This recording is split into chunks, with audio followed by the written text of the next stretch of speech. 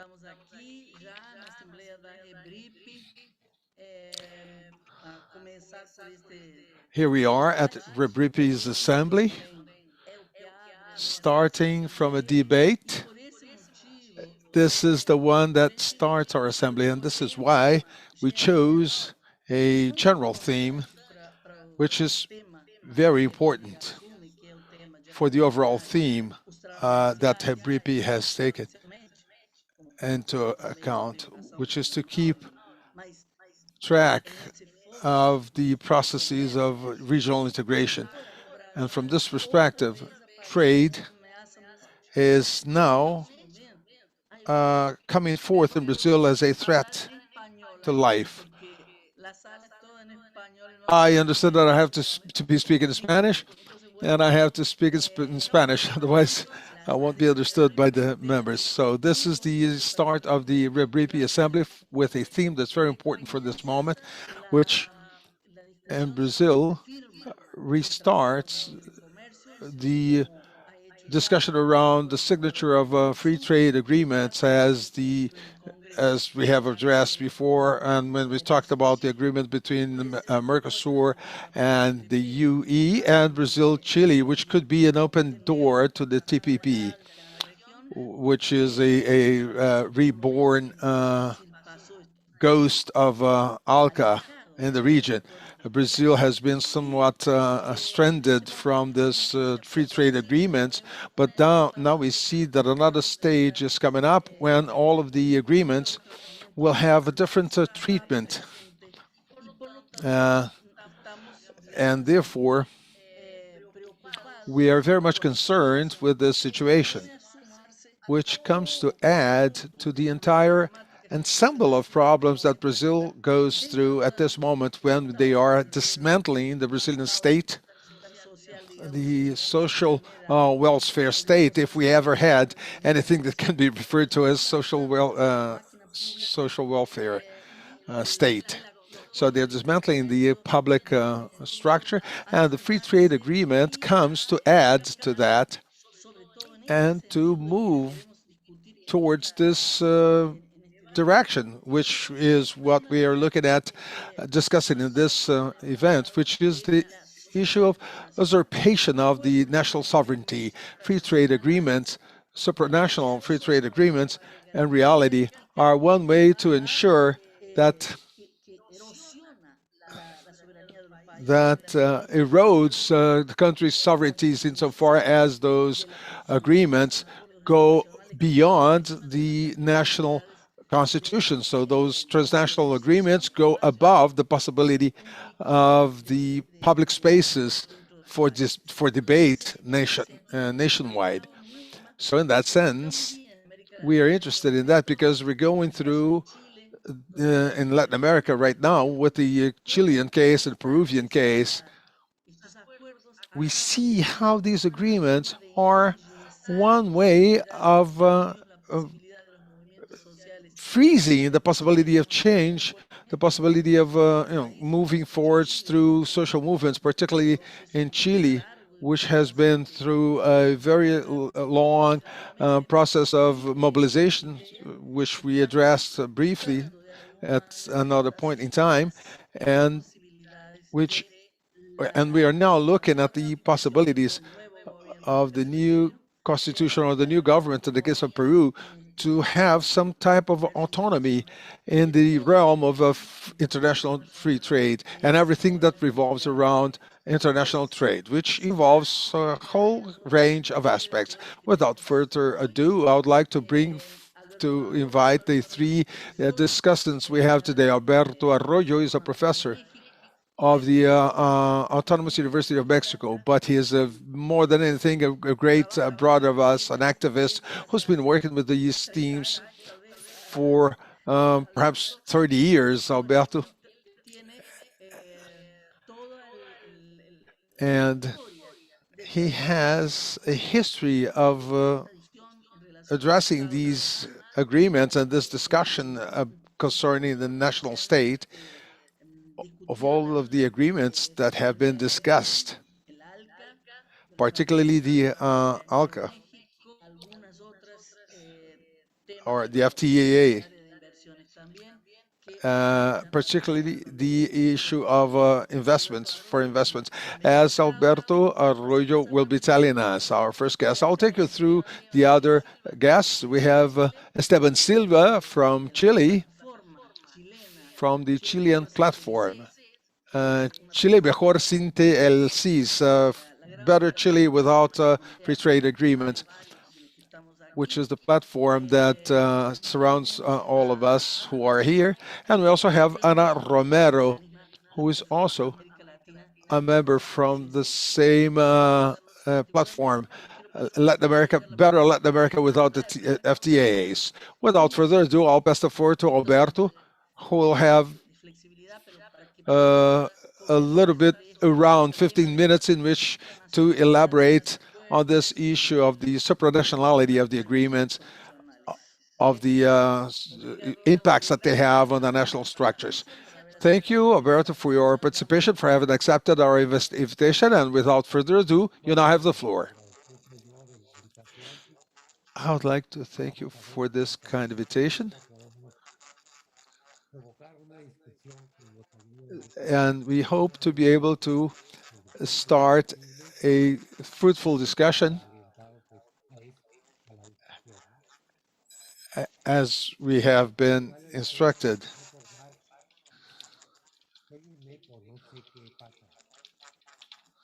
I am.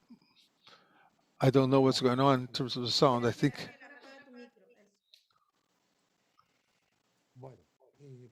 yeah, it's worth remembering the idea of the free trade agreements very briefly. Though there are older free trade agreements, first one between France and Great Britain since 1891, the current ones are very much different from those. The bilateral investment treaties, they're also very old. The first one between the United States and Panama, but there is an increased number of those agreements after the 1990s. The idea of the TLCs and TDIs, which is the treaties on direct investment, the history can be tracked back, can be traced back to the 1990s. And that has disclosed the social disaster which neoliberalism leads to in most countries. That can lead to political democratic changes. This was very clear in the United States, as is known, uh, amongst the current thoughts. And the question that is asked is whether this new liberal model can be maintained insofar and as the social context leads to democratic changes and to governments that try to avoid the neoliberal uh, model. The Washington Consensus say so.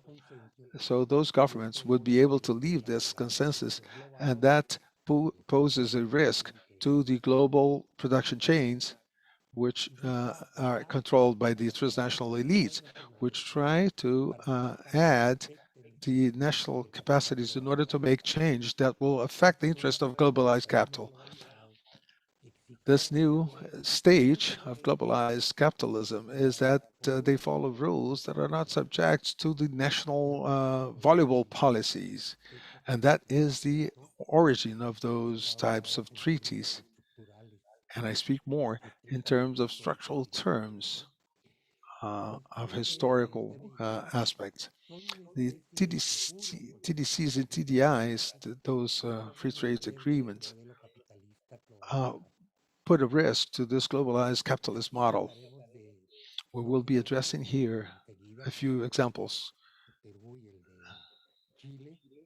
the Peru and Chile, which seems to be the most important ones for this context. And this is why those treaties were put in place simultaneously. Those negotiations around the first free trade agreements had to do with the transformation of the GATT in the WTO, but they did not achieve what they wanted. And the social movement stops the evolution of those meetings towards a full term till the free trade agreement at the national level uh, around the customs tariffs and the trade in goods and services. Bilateral investment treaties, uh, the US, after the defeat of not being able to transform the WTO and the defeat of the ALCA, so they tried to have the Americas and the FTAA as a mechanism for a global treaty for the entire continent, which has been defeated by the social fight, which has a big impact on all of our countries.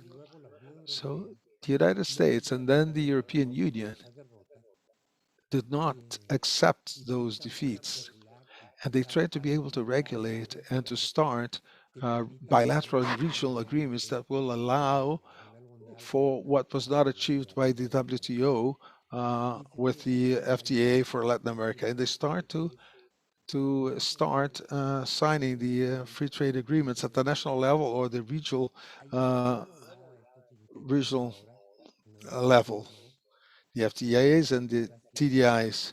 The,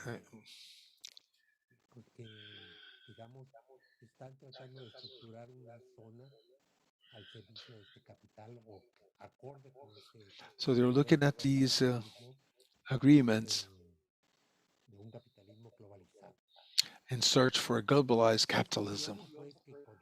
Curiously enough, with the pandemic, among many other things, we can see the risks of timely supply to global chains. So of, they do not understand what the pandemic meant for this globalized model left in the hands of the market,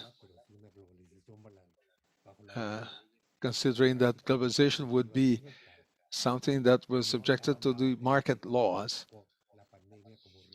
So that does not see the pandemic as a risk. So they continue to enforce this model. So what are the TLCs and TDIs beyond their origin? I think that the best definition is in their own words, uh, which say that those treaties refer to investment treaties, but the main thing is to continue to build a worldwide constitution of the rights of capital. This is very cynical. It's only the rights of capital. And most of the constitutions of the international treaties are hierarchically below the constitutions, at least the ones I know. So the mechanisms of those disputes actually put those disputes above national laws and transform them into the supreme law. And they provide for webs, which provide for the worldwide net of the rights of capital.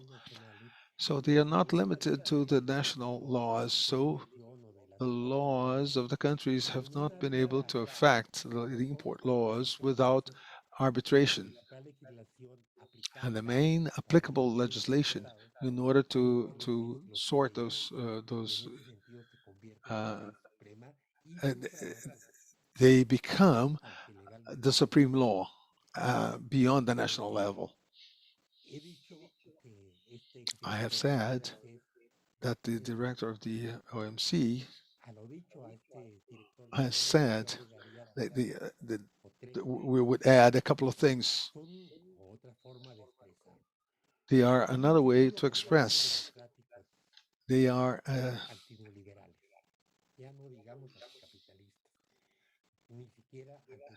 a- an anti-capitalist, the legal part of globalization, of neoliberal globalization, for the global governance of the economy as a piece that adds to the international financial institutions after the Second World War, as the World Bank and the IMF, international public and private entities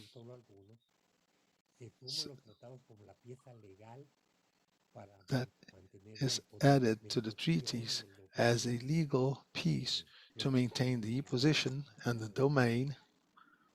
Alberto, Alberto, ¿podrías un minutito? Alberto, ¿te podría Alberto, could you allow us a quick second here, no please? no se está oyendo bien We cannot hear nuestra you presentación. very Falta un clear minuto para poder in this pasar, o sea, transmission. comenzar la transmisión en la So otra sala. perhaps we Es que could por we los could problemas try de to señal start acá transmission on quisimos the other room. debates separados y So otra sala. we Tenemos que have abrir one room in las dos separate que hay for a la debate par, ¿eh?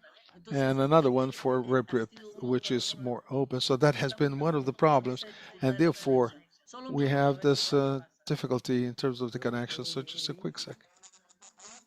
He's asking whether he should remain on the same link. Yeah, just Para a que yo quick haga second. la reconexión y después We'll retomamos make better connection so you can pick up from nuevamente. where you start, or approximately.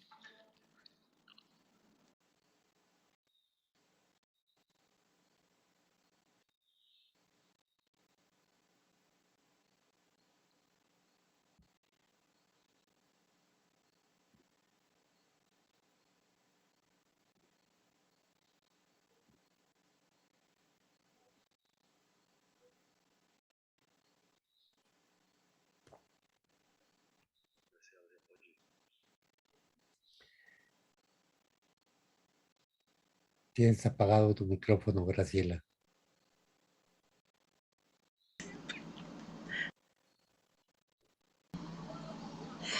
Hola, hola compañeros de la RIP. Ahora sí Hello, me están Rubripi escuchando. brothers and sisters. Now Bueno, you can hear us. nosotros ya So empezando el debate pensábamos we were beginning the debate. todo el auditorio, pero no. We thought Así that que the audience was all right, una manera but de empezar a not exactly. So retomar we un are poquito. Entonces, bueno, restarting. Alberto has already started his thoughts, so I'll give you a few more minutes, Alberto, but let us try digamos, resumir to lo que has dicho to y summarize what you darle said before un enganche and para make a lo que connection estabas para decir. with what you were going to continue saying. So we apologize for the inconvenience, technical inconvenience, Las súper bienvenidas al and we debate. would like to welcome you all to the debate.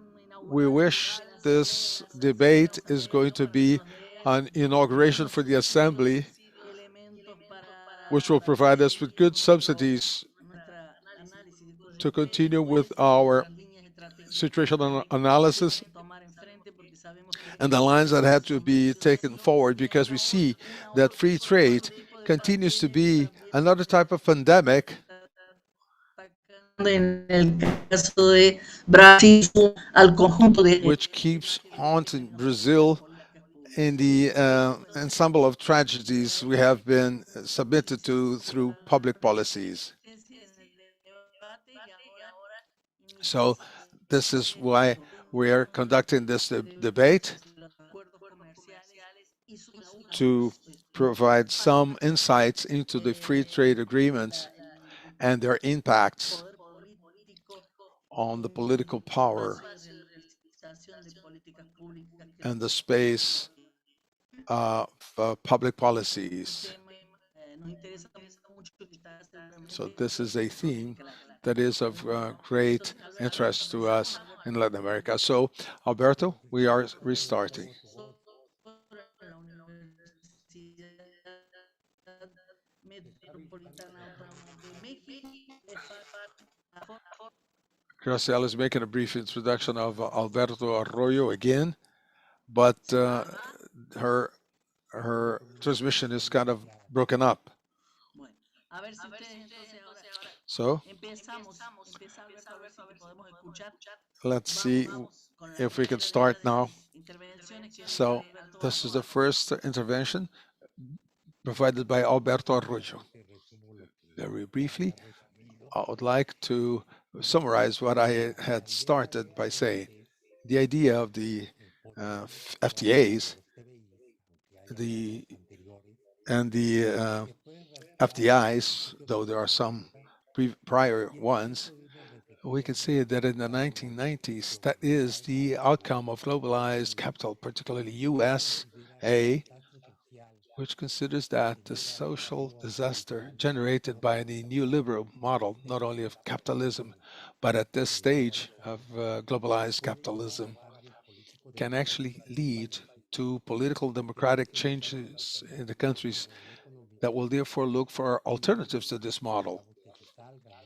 And let's suppose that they come out of the so-called Washington consensus that will place a risk to the globalized chains that will try to uh, to make changes that will serve to the interest of globalized capital. And they are not subject to the political conditions. The TDIs have been an alternative to the treaties that put a risk to globalized capital. We have at hand the recent examples of Peru and Chile, which are going through this problem exactly.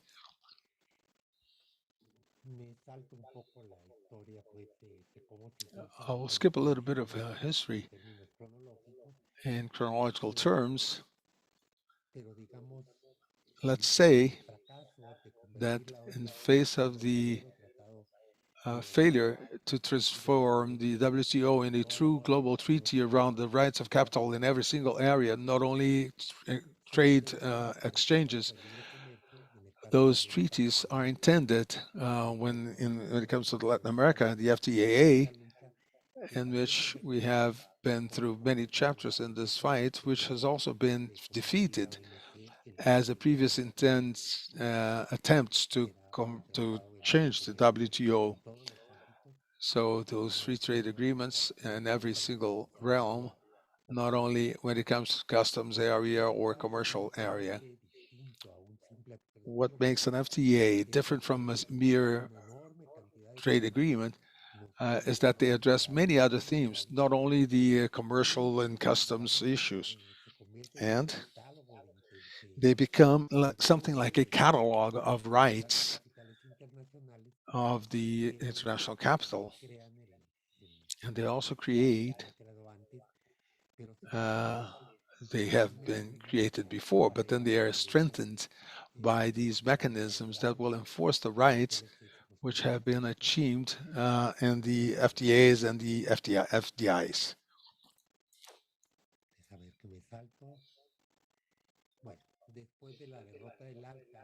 So after the FTAA defeat and the WTO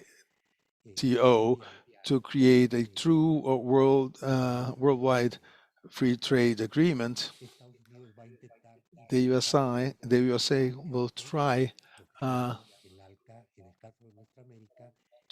will try to achieve that by means of the FTAA, and that is achieved by most of the continents. But in the case of the Mercosur,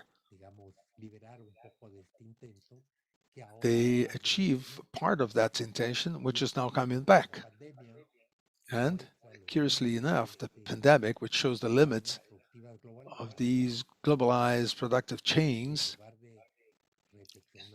instead of reflecting or the changing that, they tried again to engage in new free trade agreements of a new mode.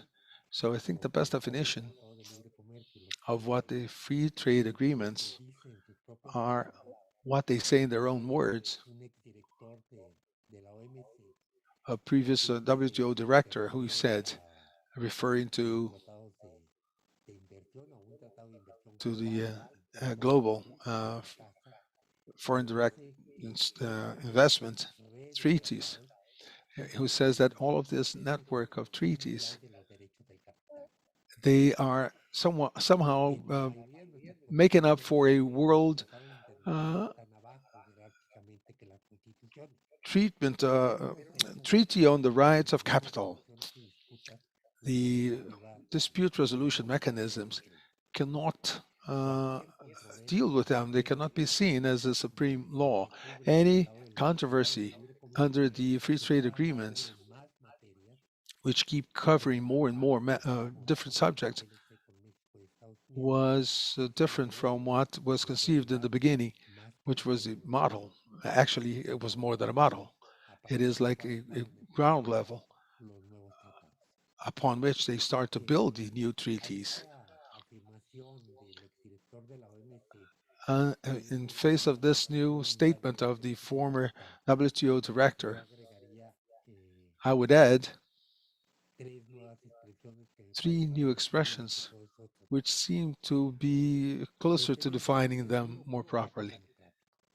So that is a condition in terms of the democratic treaties. That's the legal part for the global governance of the economy. That is an additional part to the international financial institutions, which were created after the Second World War, the World Bank and the International Monetary Fund, and the public and private mechanisms, which were created more recently, such as the G7 or the OECD. Therefore, this worldwide constitution of the capital rights, they create their own supranational laws, but also their own private systems and other spaces of arbitration in order uh, to clarify the disputes of this globalized capital between those globalized capital and the national states.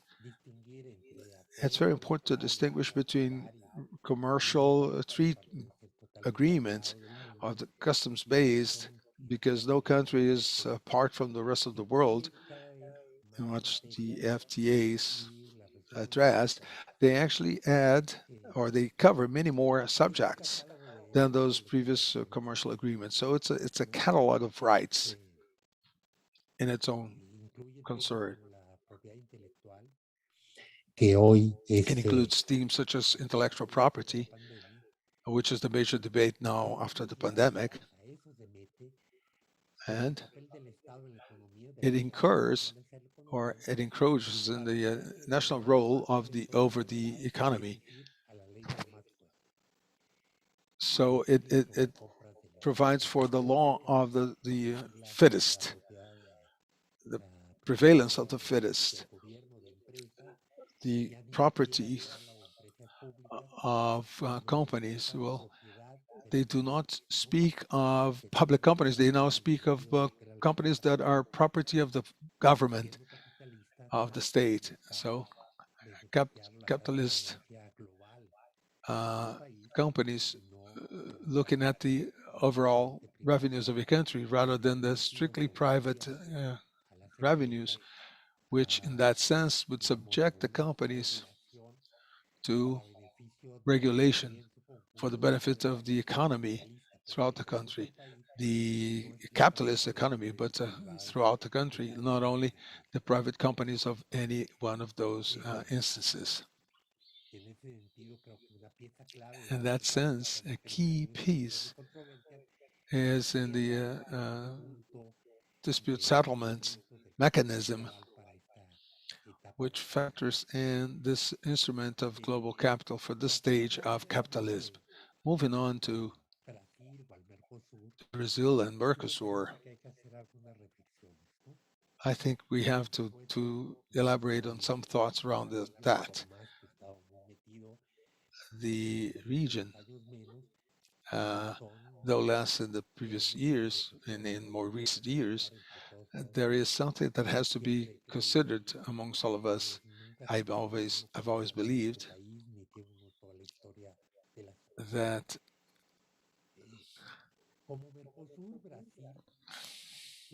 as Mercosur, Brazil has agreements with another 9 countries, which are strictly commercial. There are many FTAs with Israel, Peru, Bolivia, Chile, all of them include investments, and many of those teams for the commercial exchange. FTA negotiations have not proven after discussions, the discussions continue, and neither of the blocs have ratified their positions. Now, concerning Brazil, considering that Brazil is part of the treaty with Mexico and the WTO, many FDIs have been engaged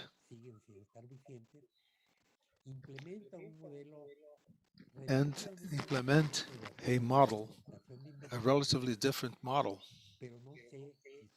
in terms of investments. But I don't know whether they are maintained after the FTAs, whether they were ratified by the legislative. So I would have many more questions to ask you than you would have to ask me. So the fact is, without FTAs and FDIs, Brazil has Mexico as the main country in the region receiving foreign direct investment. Some conclusions that are and they very have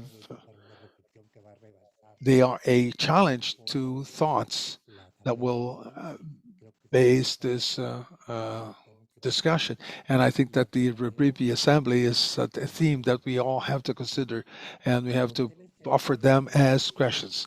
FTAs and FDIs and the international trade system are new stages of globalized capitalism, and therefore we have to reconsider our strategy to fight within this new phase of the capitalism, this new stage of capitalism, which is no longer the same capitalism of the 1970s. Given the worldwide governance of the economy is at the service of the new capitals. I- It is not isolation. It's not a matter of isolation, but looking at new formats in which we are part of the world. The national assemblies will be an empty concept if we do not have the strength and the power to conquer that and to exercise it in this globalized world. For our underdeveloped countries, it's impossible to be sovereign and separate. And the third question, very important to me, we have to look at this system of integration as part of the global capital, as the FTAs and FDIs and so on, FTAs. We can we have to look at the international financial entities such as the World Bank and the IMF, which have made many proposals to that sense.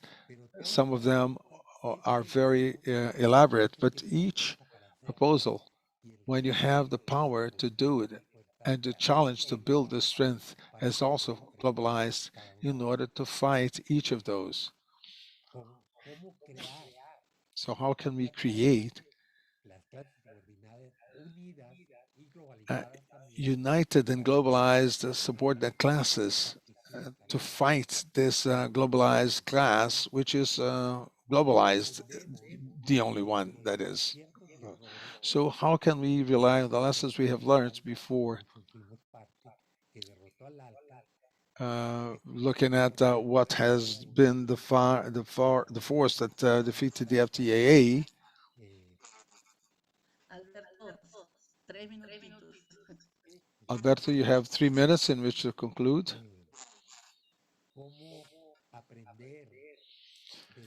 How to learn from our lessons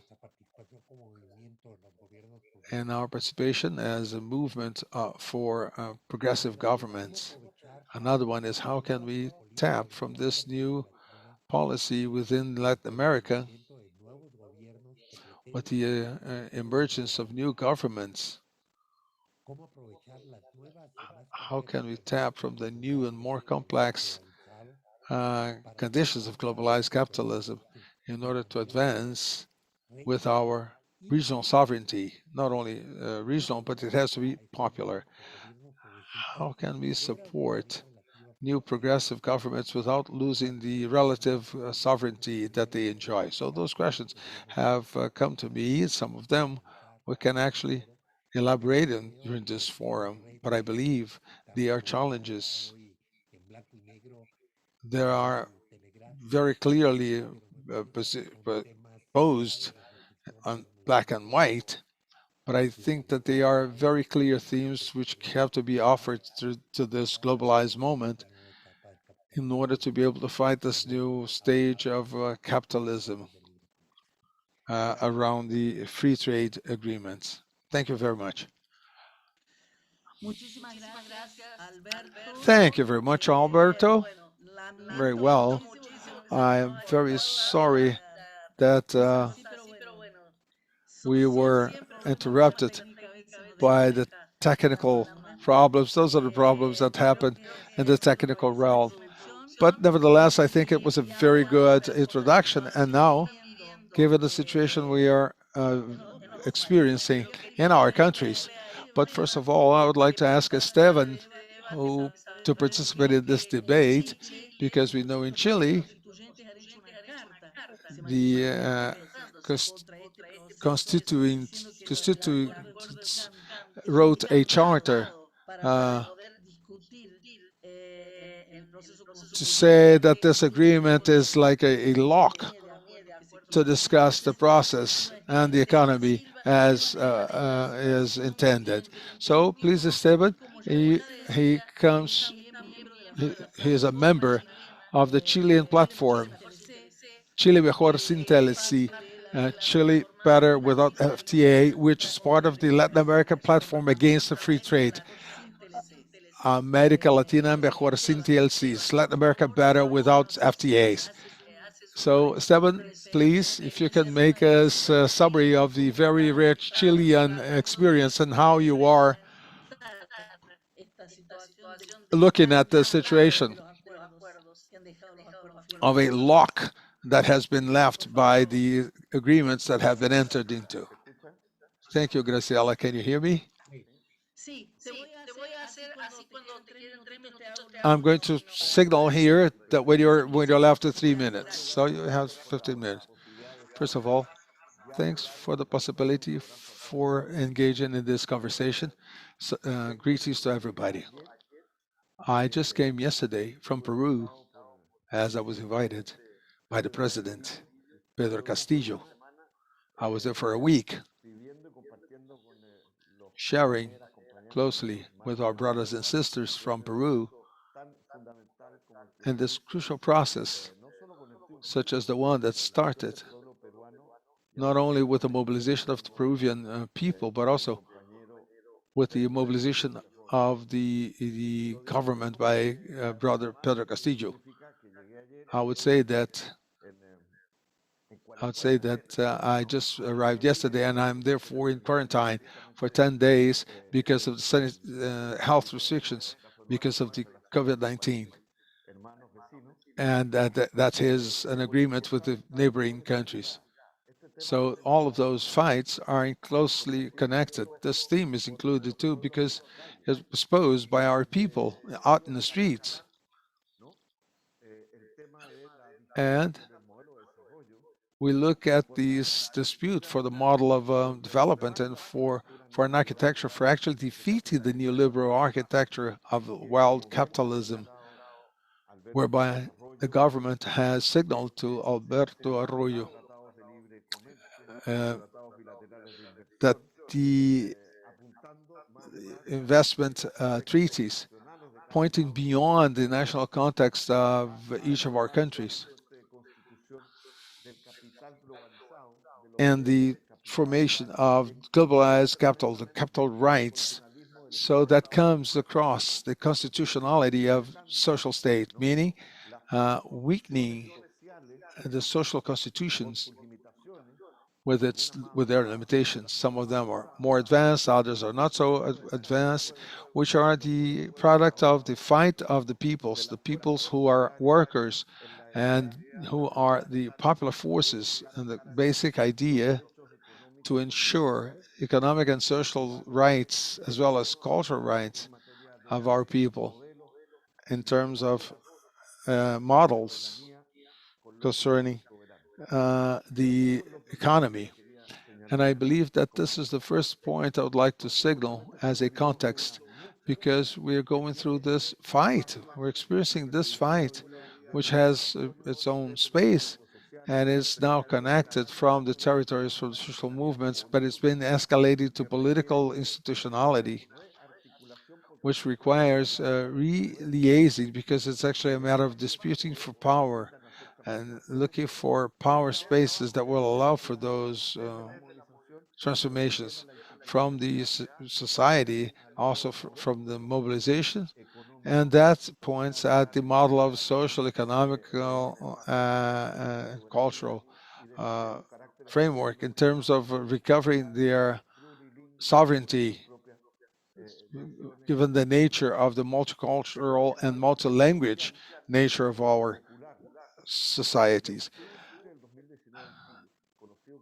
The, the, the this movement in October 2019 in Chile, which was not only started in October 2019, but it's also accumulation of fights, territorial popular fights waged by the peoples of Chile. That started the possibility of ending the current constitution, which has been imposed upon us by the civil military dictatorship of Pinochet, and that has not changed the social side for over 30 years, which was initially known as democratic transition, quote unquote, as a post-dictatorship times that was never ended. So that has brought us to this institutional crisis, which is considering disputing the prevailing model of wild neoliberal model. This process has allowed us to start a constitutional process, which is now going on with advancements, but also with complexities. And that is chasing the neoliberal model. This is what we are experiencing in Chile, whose vice president is a Mapuche sister, Elisa Loncon, which started uh, looking at the restrictions of the institutional law, which was conquered originally by the people, who forced the political institutionality that was captured by this type of neoliberal models, and then led to a first referendum, and it then allowed us to elect a constitutional election, a parity commission composed by original peoples. And if that is right, that's not an original constituent assembly. That means subordinating all of the current models that the current Chilean institutionality. That is an advancement that allows for uh, opening a new constitution to the short term in Chile for a new constitution that will allow us to start a process in a way that we will continue with mobilized and organized people, which will also allow for a process of refounding the Chilean society and its institutions, and to move towards this new model of development, which will leave behind the neoliberal model.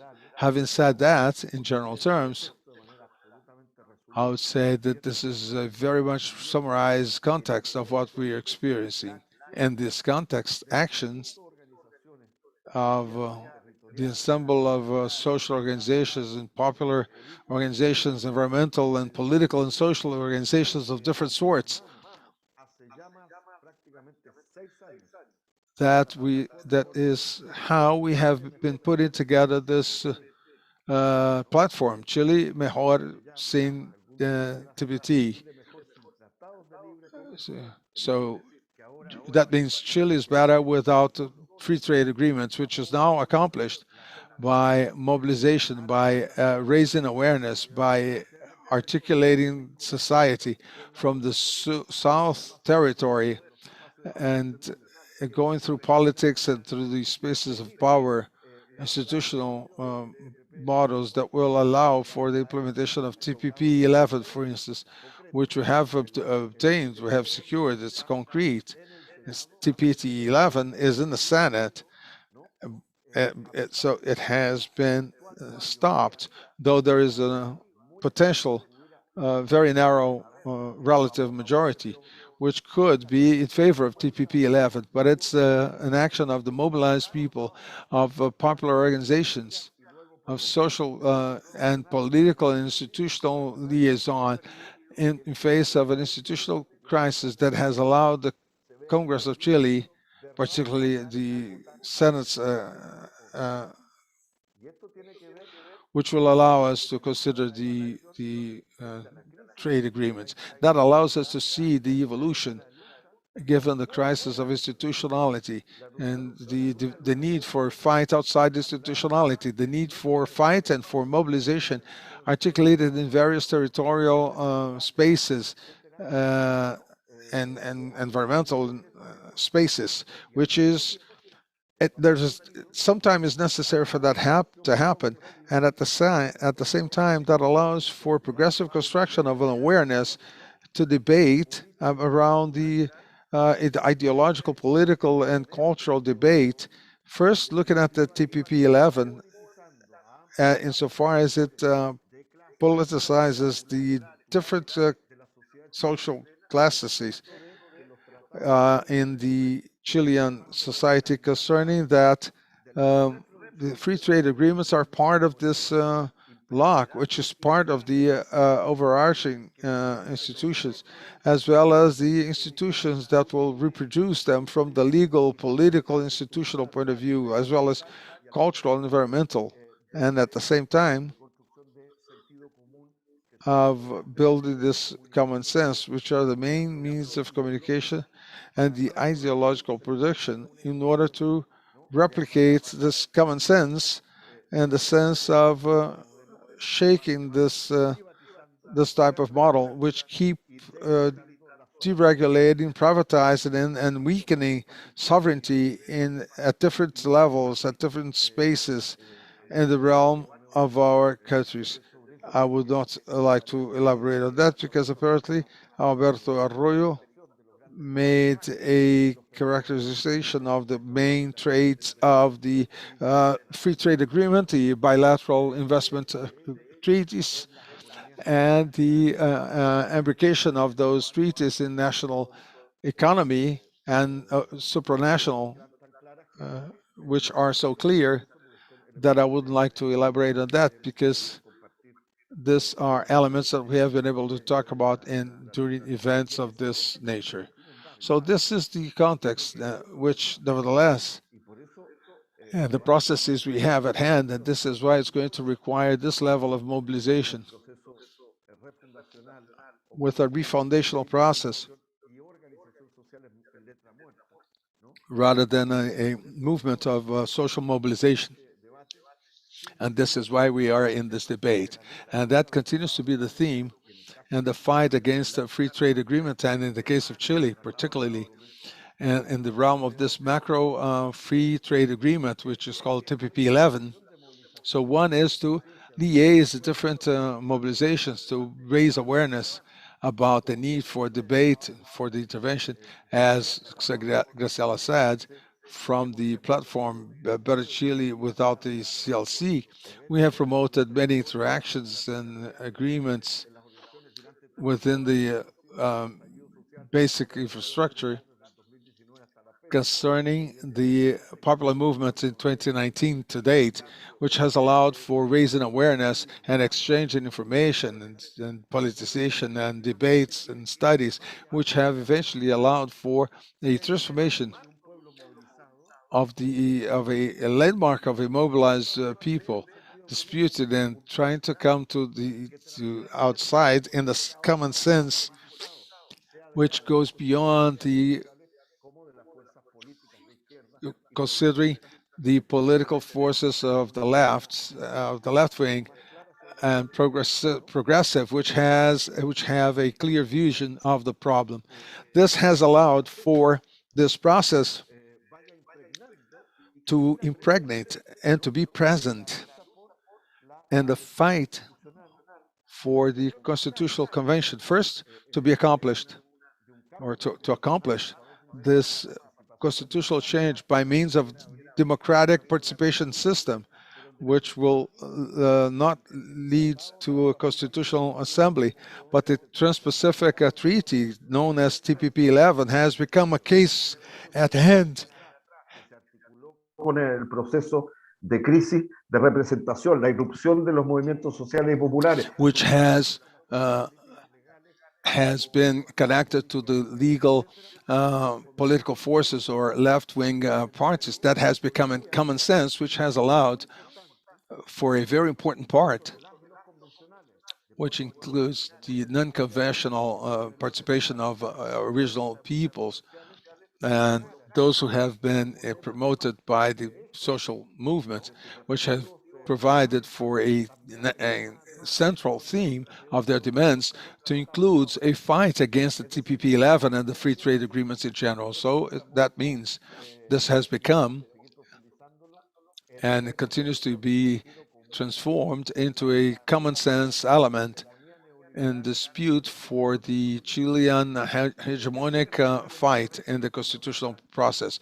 I think this is the crucial element to be considered, meaning fight against the free trade agreements because of their effects, because of the way they are implemented, facing the restrictions that they generate in terms of national production and relations between the financial speculative capital and against the national productive capital of industrial logics, multiple factors which those elements have to be a part of the social mobilization of the resettlement of the political and social movement, the progressive forces in society in such a way that dispute for means of communication and the culture of production as such, and they have to escalate from our point of view, from our side, the experience that they have to be included in the dispute for power, and the only pathway is the elections, institutions, and territories, because they have to do with the local living conditions of the people. They have to do with the ensemble of factors for development of occasional development models, which are less dependent, which break up with the prevailing models. This is the first point that we have to focus on. This has been done from the platform. We have promoted a charter which was subscribed by more than 50 members, mostly the constitutional charter. So it was subscribed by more than that, which was addressed at the president of the Senate, who was also a presidential candidate. So we have talked to her, and she made a commitment with the Chile is better than without FTAs. Uh, so this could be like an anecdotal detail, but it is not so. It's actually that uh, there are more constituents who are who are supporting the FTAs, which have been taken in the debates. They have made manifestation against the TPP-11. So the first concept is that the crisis of a country that is surrounded by the free trade agreements, where the new liberal architecture has become even deeper, that has taken up a progressive presentation in a so-called social democratic government, which was presenting themselves as progressive governments, but they have not changed for the capitalist model, which have subscribed to free trade agreements and investment treaties that would support the foreign capital and national capital as well, and would encroach in the country's sovereignty. So in this context, in this dispute, that has generated mobilization and that has come to the central as part of the terms to review the free trade agreement, is part of a new ensemble of steps towards a new model of development. And in these very few minutes that I'm left with, I would like to touch on this topic, which would be too big, but nevertheless, I'm going to try to squeeze it in alliance with all of the other progressive left-wing forces, which are in the dispute for the next presidential election, because we now have this new order, which is constitutional convention. People are mobilized in a discussion for a new constitution at the same time. When we have not ended with the old order, we have dates that are overlapping. In November, we have presidential elections, the first round, and another one in December. That will be the second round for the president and for the Congress. So on the one hand, they're generating constitutional change with something that might have great repercussions in the discussions in the country and will lead to a process of changing the Chilean economic development model. And the main thing there is the free trade agreements. At the same time, when we are looking at the previous script, all of the progressive forces which have destroyed the social movements, this accumulation has provided for this connection of the treaties, looking at changing the economic model for development. So they have been very important agreements. First, of the proposal to the government's proposals. Chile Libre, which is a cluster of anti-neoliberal left-wing forces against the Frente Amplia, which is the other position, the other realm of proposals. There's this process around some crucial issues, which has to do with our proposal as platform, which has to do with the mobilization, which offers the following. First, to remove from Congress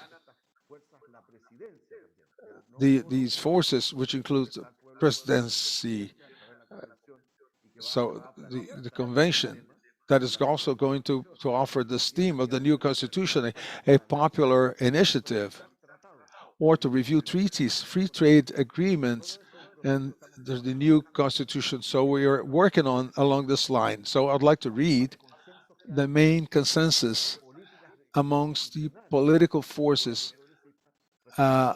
institutional, progressive forces. The first one is to remove, if not approved, and we hope that it's not, to have looking at a new constitution that will be ratified by a citizen plebiscite to remove this process, ratification of the agreement of the Trans-Pacific Association. Throughout this period, meaning the next few years, we'll have a moratorium to a new free trade agreement before the constitutional process is concluded, which will be concluded by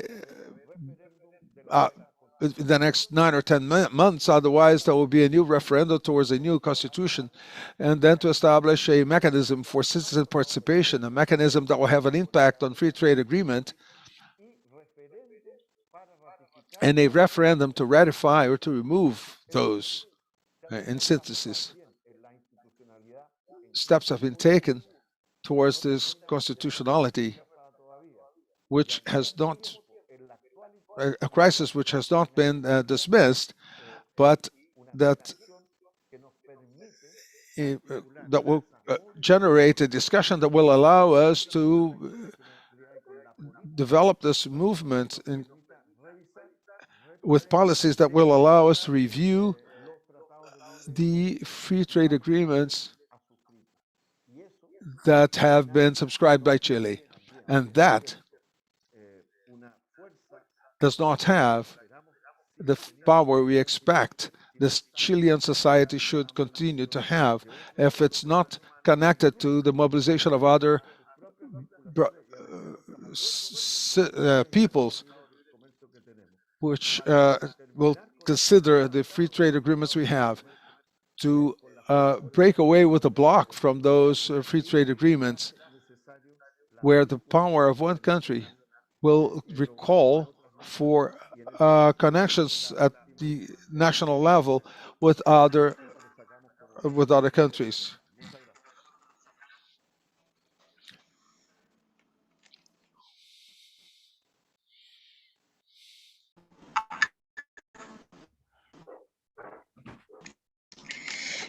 Bueno,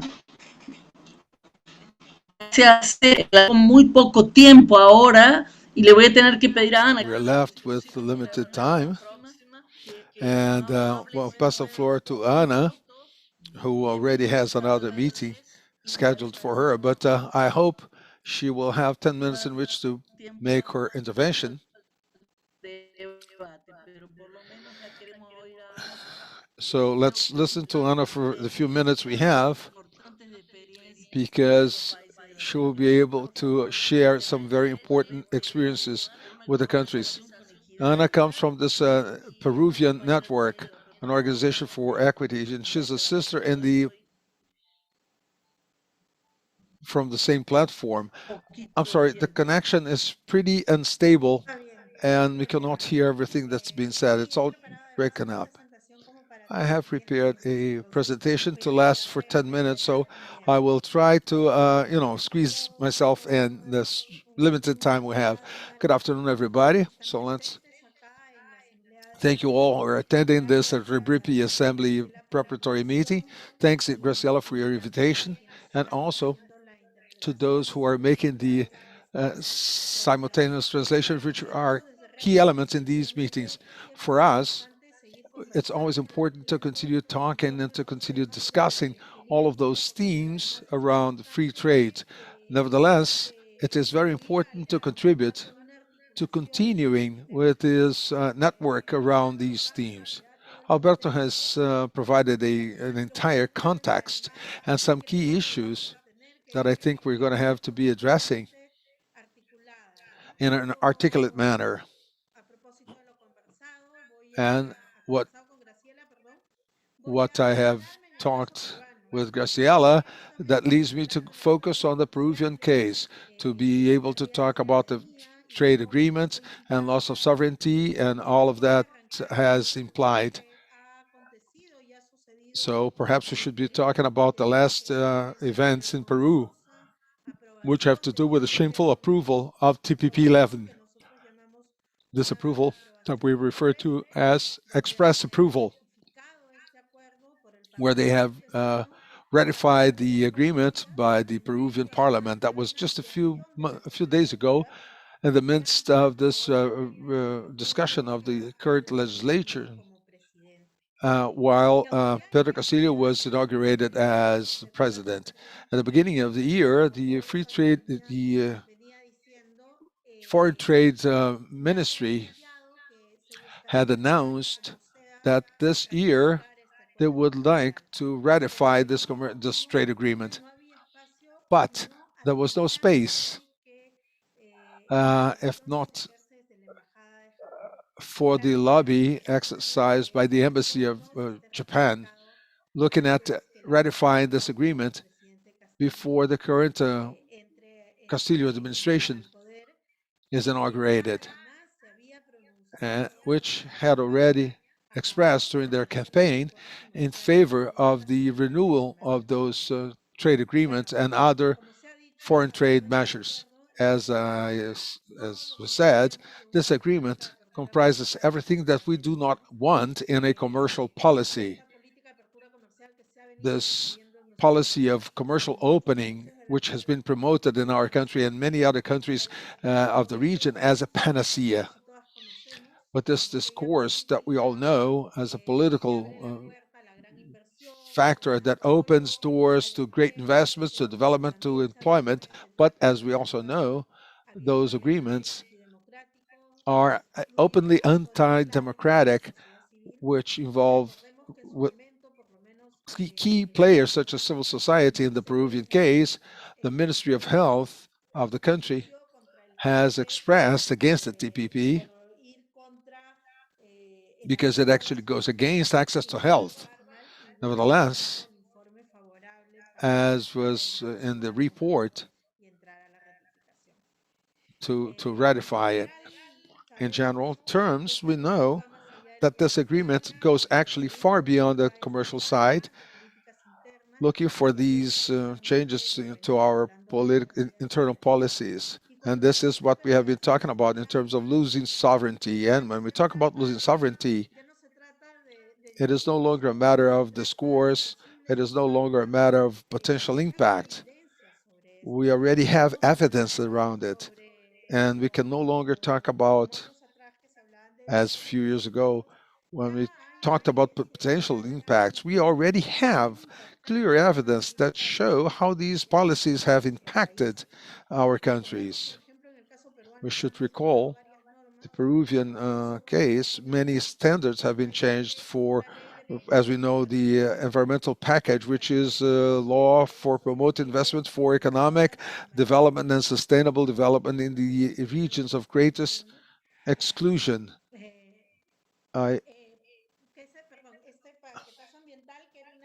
So this environmental package, which is a law to promote investments for economic development and sustainable development, for economic growth in the zones of greatest social exclusion, which will bring along a drawback in the environmental normative, which is also supposed to be against some of the agreements that have been signed with the European Union, which was the reason of demands by civil society against the Peruvian government to comply with the trade agreement. But we know how that was untouched. So the policy of commercial openness, if we continue with the trade agreement and ratifying the bilateral agreements we have in Peru, many that could be considered as concluded. This is why we have insisted in reviewing the agreements that had been signed in the country. Furthermore, we should remember that those bilateral agreements contain that which Alberto was telling us, the mechanisms, and Peru has many demands included by means of those bilateral agreements, and that is the most demanded country. So it's a matter of urgency to review these agreements in our country. Nevertheless, the commercial openness policy continues despite all of the criticism and all of the input from civil society, and also despite of this negative commercial balance or trade balance, with the permanent uh, attempt by civil society to evaluate the impacts of those commercial policies and the agreements that have been entered into. So, signing those agreements, as in the beginning, Alberto was saying, as with no clear lines, with no previous and informed consent with the previous society, that has not been implemented. Our Congress, which is a key factor in the processes we have, um, ratification equal to always, all those years. It is not a process that involves the civil society, and that has not been the case for the TPP. And the experiences I recall, uh, which have been involving the Peruvian parliament, is that the space for 2017, where an attempt was made to make to look at potential impacts of the TPP, but also to assess uh, the impacts of that. Nevertheless, it was a commission involving multi-party work, and there was a lot of incidents. But it is urgent to start spaces like this in the parliament from our congressmen and congresswomen. No information has been raised, and commercial interests have always been above all of the others. Concerning the advances in Peru, I think there are opportunities to reverse those themes, those critical and committed themes in the agreements, even after the agreements had already been entered into. The demand we make in terms of going against the Peruvian government and in terms of the FTA with the European Union, there's an opportunity to consider that to be an open door to improve the implementation of commercial trade agreements. Nevertheless, the country re repelled it immediately. So there's a very rich process that we should engage in, because we're negotiating agreements with the European Union or whoever else needs, and they're all signing agreements. But there's an experience in terms of the content of the people and the clauses which are more on scarce type, which will invite to participation than rather than promoting rights as they are supposed to be. Another example, which could be an opportunity to improve these negotiations or to improve agreements which have signaled with negative impact. It is the Teleseconchina case, which is being renegotiated, particularly when China accepts some recommendations and the final report of the Universal Periodical Examination. Chile agrees to promote measures that will ensure development, and the projects are consistent with human rights. The environmental sustainability have prevailed.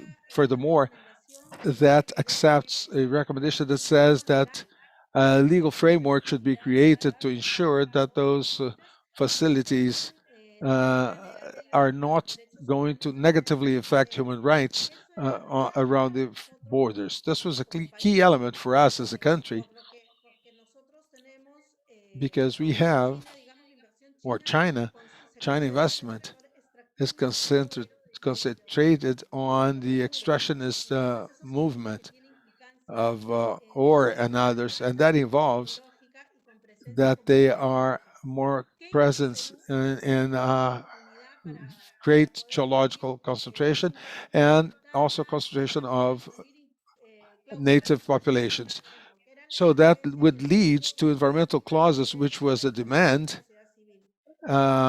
by the civil society. Peruvian response was that we are not going to include environmental clauses, no environmental chapter, because China has not requested for that.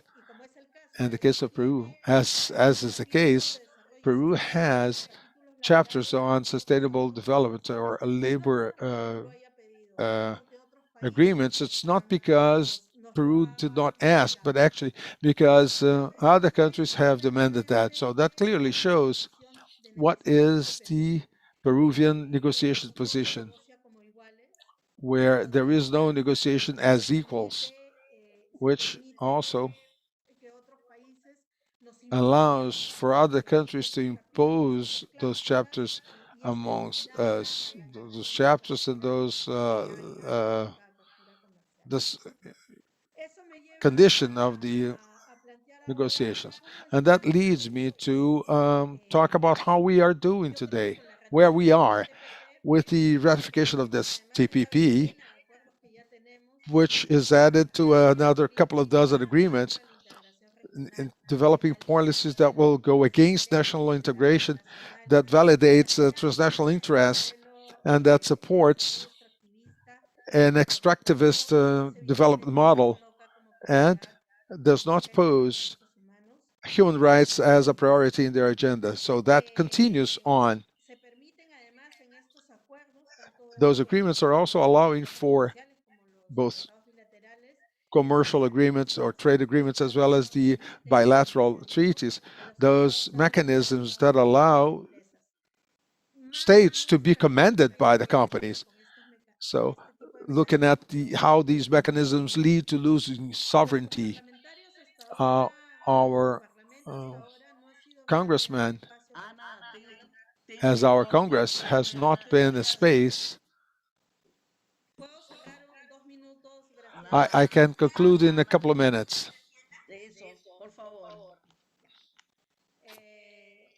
A couple of minutes, okay.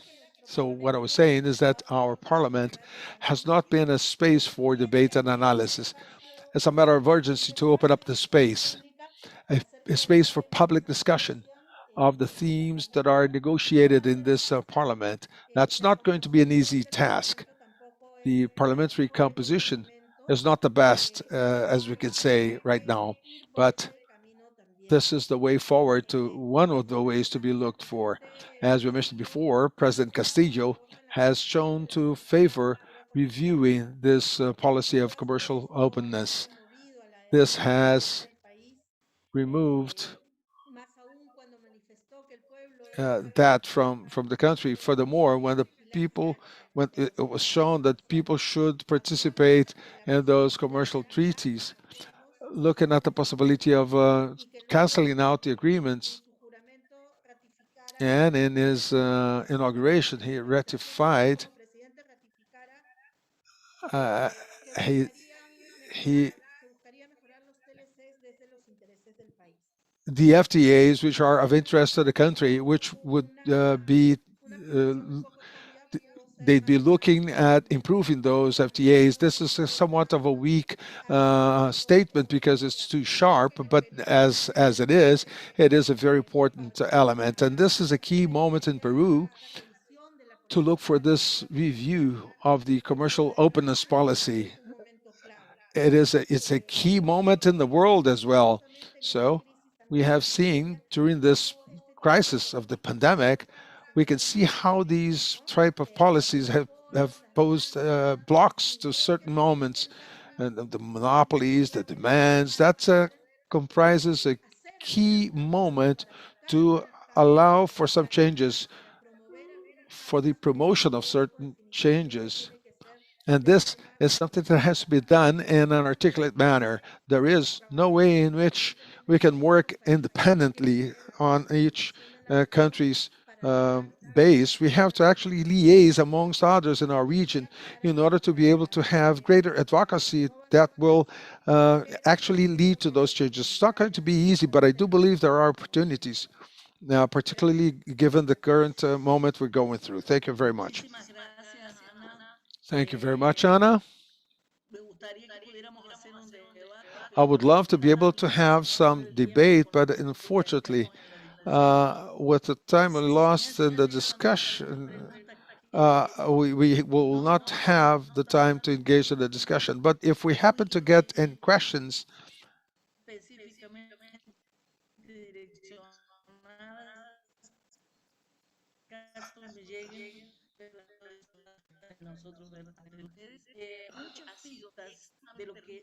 uh, w- the discussions here have been very rich, and that have they have given us many indications of what is likely to happen here. Uh, in terms of the type of fights that we have had in our countries, particularly in the countries where you are, in Mexico and in Peru and in Chile, where you are experiencing situations despite all of the difficulties. It's certainly much better than the one we are living in Brazil. So we have to be exchanging information amongst ourselves at all times, as we have just done. Um, Esteban and Alberto and Ana, they have contributed many elements. So I would like to thank you very, very much for your participation. And each one of you is now going to have 1 minute to say your final considerations or to say goodbye. And fortunately, we will have the assembly in which many elements will be taken to the debate. But the time we had allocated for this discussion is that. So, Alberto, please 1 minute for your farewell remarks. His microphone is off. His microphone is off.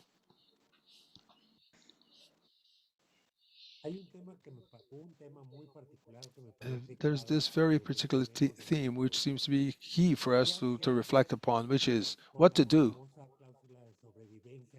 with the so famous survival clause after the countries engage in those treaties, because it's not so difficult to leave, but investment rights continue to be valid for 10, 15, or 20 years, given this famous clause, survival clause. So I believe one of the challenges is to create a true working group comprised by experts, lawyers, and others to look how we can deal with this survival clause. There's this clear issue. If you cannot discontinue a treaty, but then clauses will continue, how can that be? That requires a private court. That's absolutely necessary. So we have to create a group of experts from different countries that will look at changing those treaties in order to defend ourselves against this clause of survival within the treaties and within the key elements, the survival mechanism, the supranational legislation mechanism. This clause is extremely severe for the countries. Uh, That's it. Thank you very much. And thanks for the invitation. It is indeed a pleasure to be together with all of you. And obviously, we cannot face this situation on a country by country basis, much less on a sector by sector basis. Okay, Alberto, thank you very much.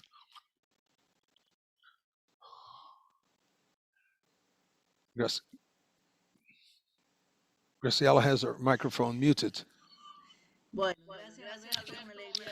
Thanks, Alberto. It was a pleasure to listen to you. And the theme you have just brought up is extremely important for us to consider. So I would now ask Esteban to take the floor. ¿Me escuchas? Can you hear me? Sí. I think we have to create several mechanisms. We have to create a space for accumulation of expertise and a fight more than any other thing. That will include reflection concerning some of the arguments posed by Alberto.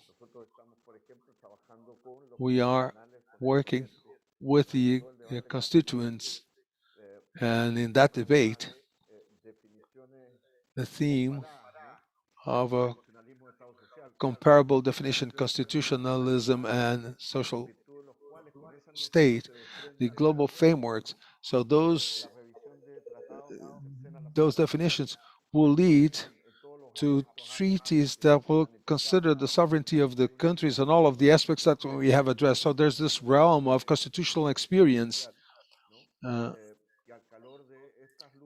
in the heat of those fights, we'll focus on the constitutional discussion and its and this discussion of reviewing the treaty. That's first. And second, the space for political liaison of these associations, which is dealt with by the Latin America without FTAs, and also the political force. Uh, so I'm talking about the São Paulo Forum of São Paulo and others. Space for political, social, connections, integrated and specialized in discussing and the connecting the fights and this effort to put an end to those free trade agreements and looking into a new model of development. So we have to have a more global form of developing the local fight if we are looking at advancing with the labor fights, but with a more with a broader perspective. Thank you. I see that we are well organized in our themes. Thank you very much for your participation. This is a very important moment. It's been a very clear discussion. I'll pass the floor to Ana for her last minute of considerations and farewell words. Thank you, Graciela. Actually, adding to what Alberto and Esteban have said, I would like to say something that has to do with this urgency for this interconnection towards an evaluation and also towards advocacy and particularly for mobilization. I believe it is key for us to have this more regional interconnection, and it's a matter of urgency that in moments like these, we are not going to work on an individual basis. We are rather going to be working in an interconnected manner. And this is the moment I insist to be able to achieve some changes around this policy, which is impoverishing our peoples with this zero view on human rights. Thank you, Graciela. Thank you, thank you to the other panel members here, Esteban and Alberto. Thank you very much, Ana. Of course, you're right. We need these interactions to move forward. In Brazil, we need to stop this free trade agreement logics, which we have not experienced like yourselves, but right now comes forward as this devastating process. And this is why we have to stop this path, to stop this movement. And this is why we are liaising in various fights, fronts of fighting. I would like to thank you for participating. We apologize for the technical part, but nevertheless, the debate has been very rich, very interesting, which will allow us to extract very many experiences and lessons. So thank you all, the three of you and all of the other participants. And let's continue with these processes in each of our countries. Thank you very much.